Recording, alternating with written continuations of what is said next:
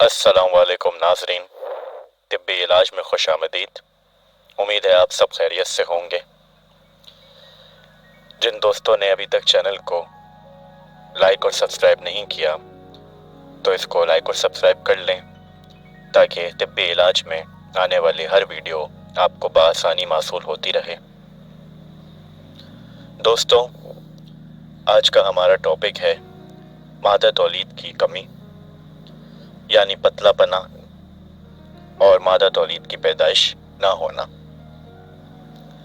इससे मुताल्लिक थोड़ी सी बात वाज़ेह कर देना बेहतर है कि दोस्तों, मादा तौलीद का ना बनना, उसका पैदा ना होना, उसका पतला बना रहना, दौरान हम बिस्तरी जल्दी फारिग हो जाना, मादा तौलीद का ना बढ़ना, उसका गाढ़ा ना होना, ये सब कहीं ना कहीं जिनसी कमज़ोरी में आता है। मादा तौलीद का वक्त के साथ कम हो जाना या उसकी पैदावारी में या उसकी सख्ती में फ़र्क आ जाना या वो पानी जैसा हो जाना, उसका गाढ़ापना उस तरह ना रहना, ये सब उम्र के साथ हो जाता है। इसमें कोई ऐसी परेशानी की बात नहीं है। ये बात वाज़ेह है कि जवान आदमी में, जवान मर्द में मादा तौलीद की पैदाइश ज़्यादा होती है। ये एक सेल है जिसकी पैदाइश होती रहती है। ज़्यादा उम्र के अफराद, ज़्यादा उम्र के मर्द हज़रात में मादा तौलीद की पैदाइश भी होती है, लेकिन उसकी पैदाइश थोड़ी कम मिक़दार में होती है। तीसरी बात इसमें यह भी होती है कि जो अफराद या जो मर्द हज़रात शादी से पहले कुछ गैर मुनासिब हरकत या गैर मुनासिब चीज़ों में पड़े होते हैं, उनको शादी के बाद मादा तौलीद का मसला पेश आता है और अक्सर औकाम यही देखा जाता है कि उनकी सेक्सुअल टाइमिंग बानिस्बत उनकी उम्र के मुताबिक कम होती है, यानी कि उनकी मादा तौलीद की पैदाइश कम होती है।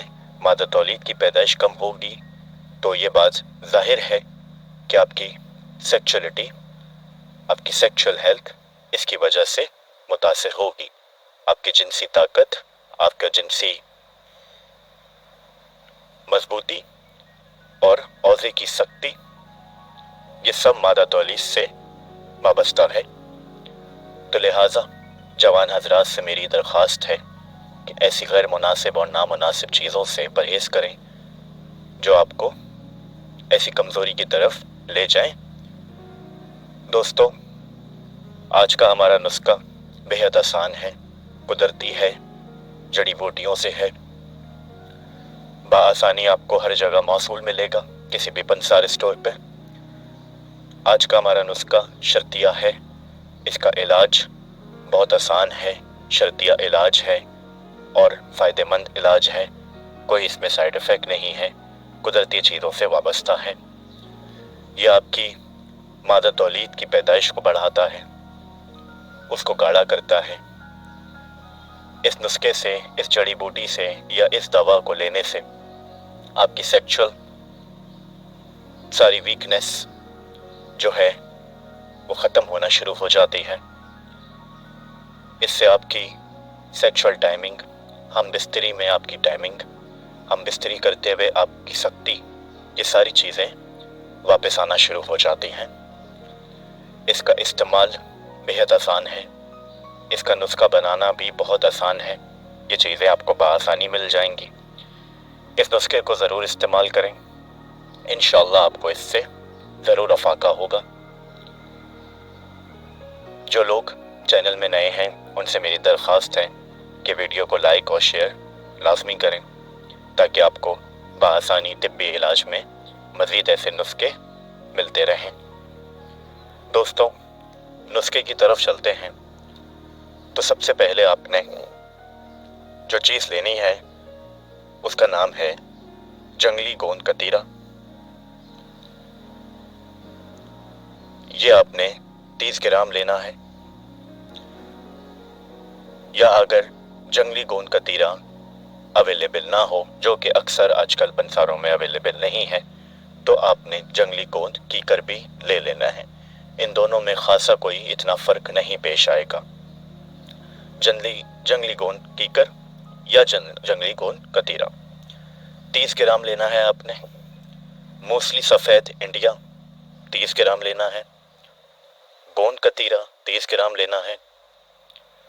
तुख्मे भिंडी 20 ग्राम और तुख्मे प्याज 20 ग्राम।